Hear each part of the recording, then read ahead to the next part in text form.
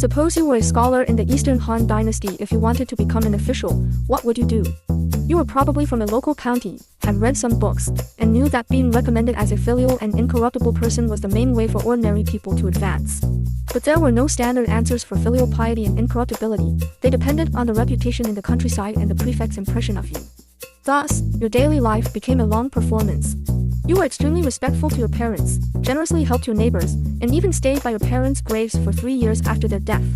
All of this was just for the comment, "This person's virtue is worthy of recommendation."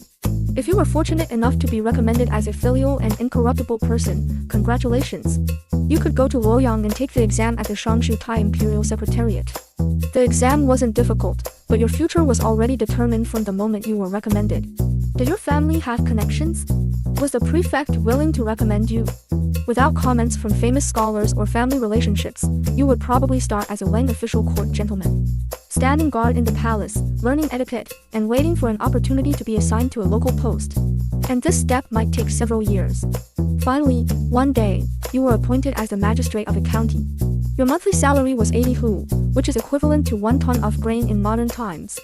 However, from then on, your family pinned their hopes on you. You had to support your subordinates, deal with inspections from superiors, and send respect to eunuchs and relatives of the emperor in Luoyang. Otherwise, you would always get a medium grade in the official assessment. This was the best possible situation for an ordinary person's official career in the Eastern Han Dynasty. So, what was life like for the children of prominent clans in the Eastern Han Dynasty?